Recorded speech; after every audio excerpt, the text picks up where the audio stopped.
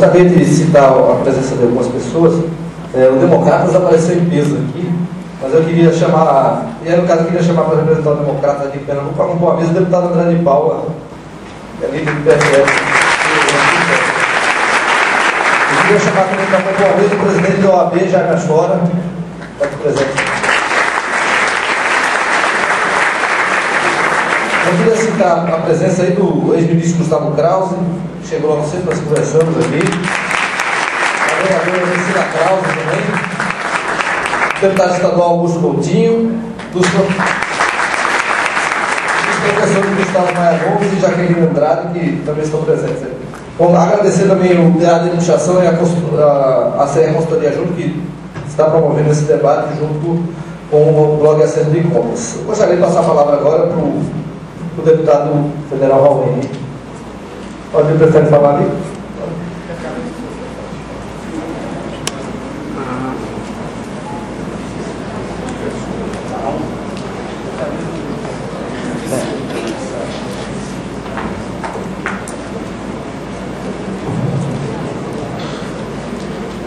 Eu gostaria inicialmente de agradecer o convite do blog Centro de Encontros da Universidade Federal de Pernambuco.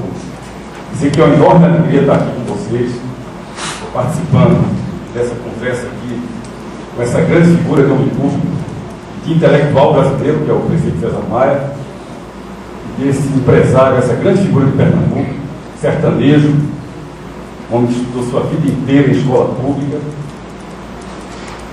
e chegou à posição de presidente da Philips em toda a América Latina. Marcos hoje, além de tudo isso, fez uma opção de vida pela causa da educação.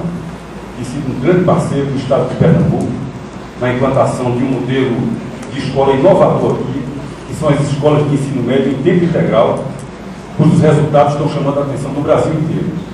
Marcos é realmente uma pessoa que merece a nossa admiração por esse grande trabalho que tem feito como voluntário em torno da causa da educação.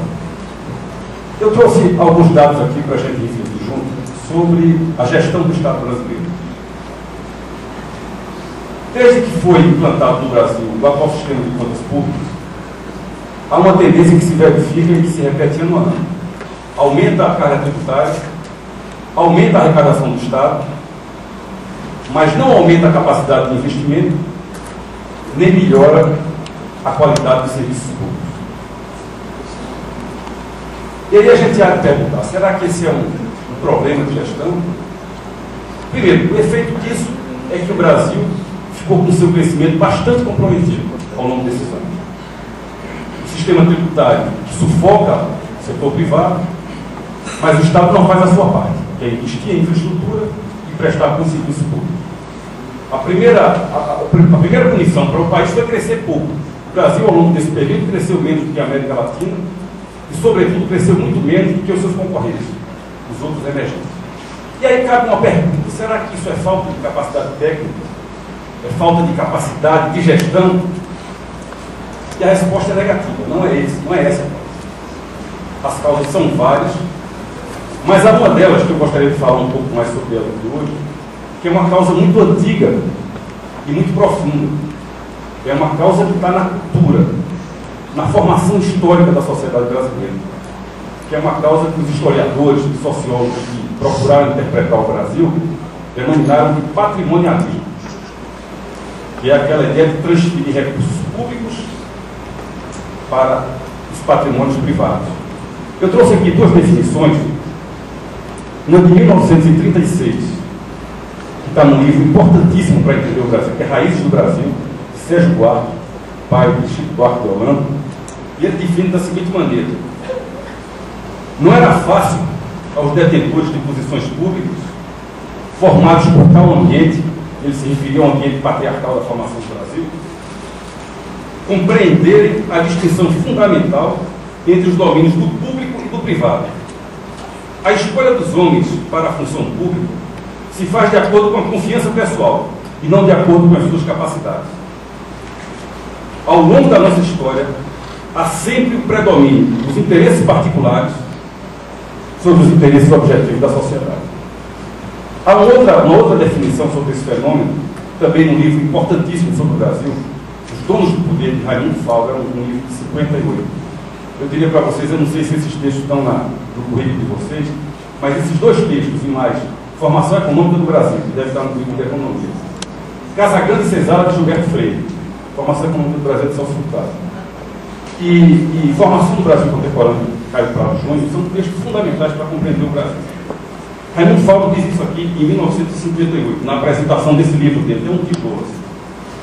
Ele diz: o clientelismo, a dificuldade em separar o patrimônio público dos bens privados e os obstáculos para a construção de um Estado moderno, baseado nos preceitos legais, são características da realidade brasileira que pretendemos analisar nessa obra. Como é que funciona esse tal de patrimonialismo? Ele funciona tanto no setor público como no setor privado.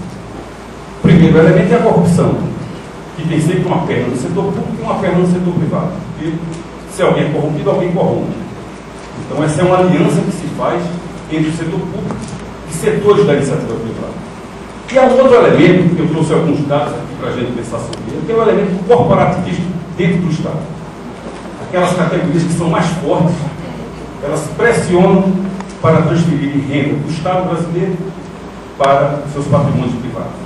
Sobretudo as categorias mais fortes, que se encontram no Legislativo, no Judiciário, no Ministério Público, nos Tribunais de Contas, dentro do setor, dentro do Poder Executivo, nas carreiras que são mais fortes, carreiras fazendárias, procuradores. E esse é um fenômeno que eu vou tentar apresentar para vocês aqui com alguns números. O primeiro deles é um número recente aí que está bastante na mídia, que dá, a gente tem que começar por a gente para mostrar o mal feito. O Congresso Nacional. Recentemente foi divulgado aí que o Senado da República tem 181 diretores e a Câmara dos Deputados tem 84 diretores. Quando a gente soma os dois, dá um diretor para cada 2 parlamentares. Que empresa que se pretenda eficiente teria um diretor para cada 2 funcionários?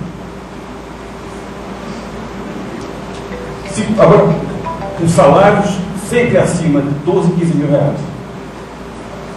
O segundo exemplo aqui é um exemplo do Poder Judiciário, da Justiça do Trabalho. A gente tem aqui, eu trouxe aqui, sabe que a minha pasta é muito gorda, porque eu trouxe todas as fontes, todos os dados aqui. Há um levantamento que foi feito dos custos da Justiça do Trabalho de 2001 para 2005. O custo do aparelho da Justiça do Trabalho é do mesmo volume do valor de todas as causas julgadas. Ou seja, se não houvesse Justiça do Trabalho e se o Estado brasileiro pagasse a todas as causas que fossem julgadas, o custo era mínimo, aproximadamente 6 bilhões de reais por ano. Um terceiro exemplo, também é uma série histórica, somados o custo do Legislativo, do Judiciário e do Ministério Público no Brasil. De 85 para 2004, esse peso saiu de 0,24% do PIB para 2,7% do PIB do Brasil, das riquezas que a sociedade produz. E aí vem a pergunta: será que a eficiência desses setores aumentou na mesma proporção? Será que o serviço que esses poderes prestam ao Brasil aumentou na mesma proporção? Isso custa à sociedade brasileira por ano hoje mais de 41 bilhões de reais por ano.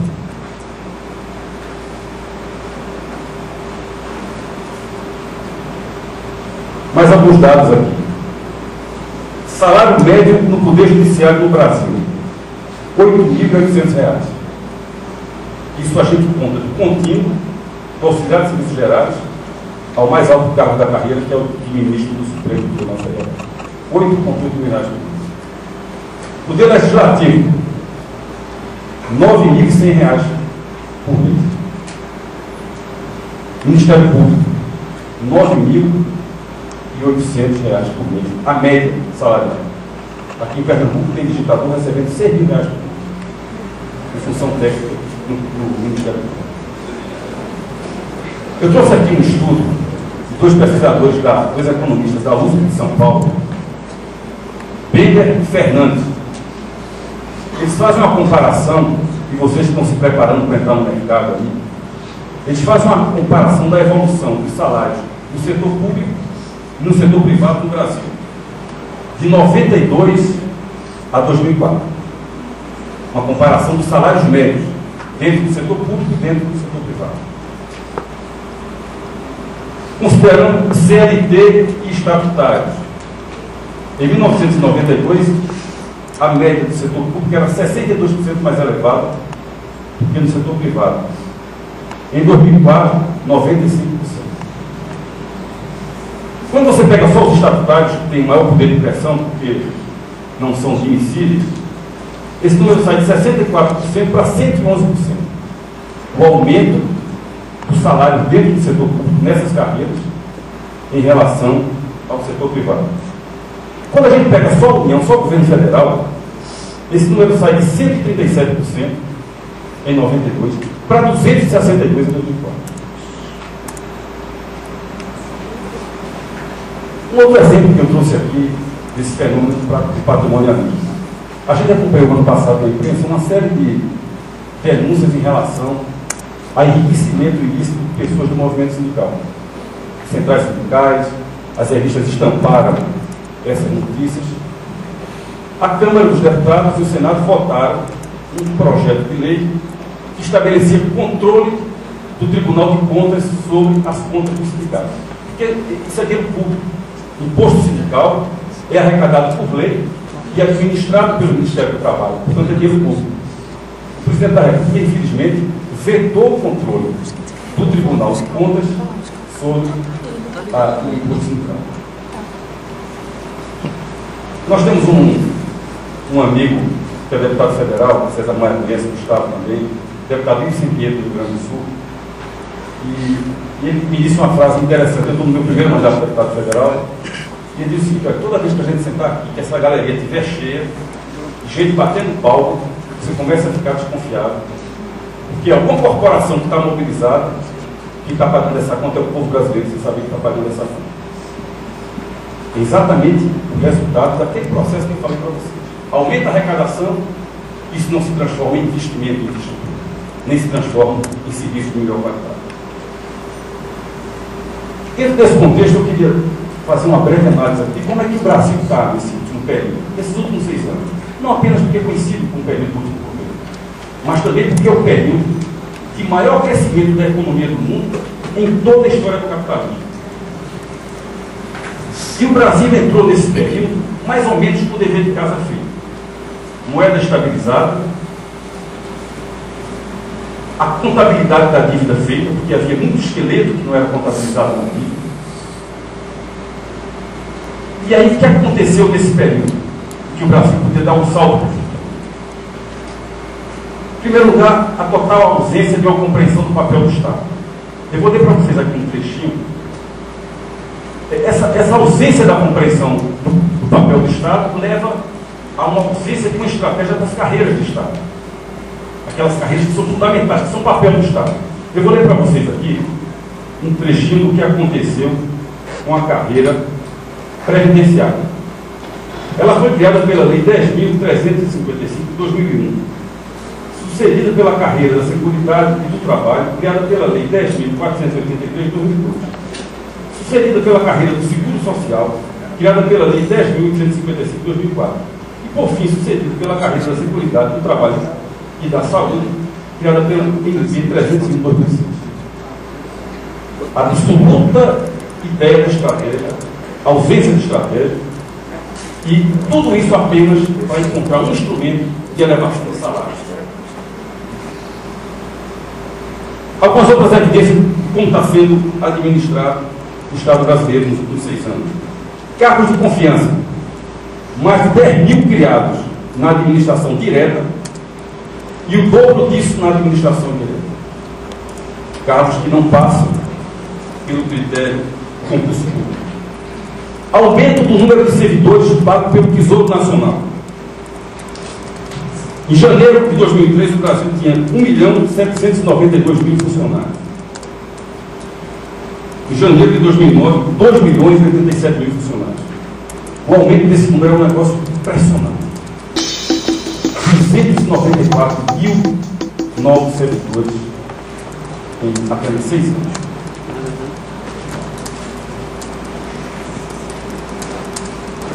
Despesa total com o pessoal. 2002, aproximadamente 97 bilhões de reais. 2009, pelos números de janeiro, que são de 16 bilhões, essa conta deve sair de 98 para 211 bilhões. 100 bilhões a mais no ralo da manutenção do Estado brasileiro. Se a gente for fazer uma conta do que significaria isso se fosse transformado em investimento, 100 bilhões de reais, para a gente arredondar a conta. Se a gente fosse distribuir isso no país, Pernambuco teria direito a 5%, porque tem 5% da população do país. 5 bilhões de investimentos por ano em Pernambuco seria capaz de transformar absolutamente a nossa realidade.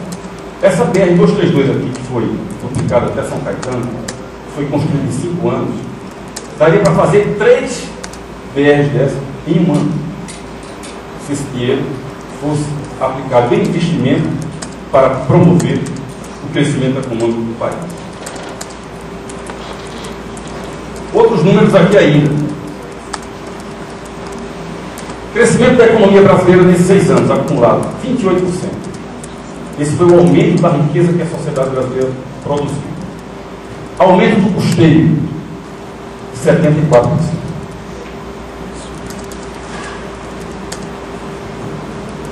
E há um presidente do IPEA que foi dirigido, em certo período, por Gustavo Maia Gomes, que é um dos formuladores da política do governo. Ele diz o seguinte, que o Estado brasileiro é raquítico.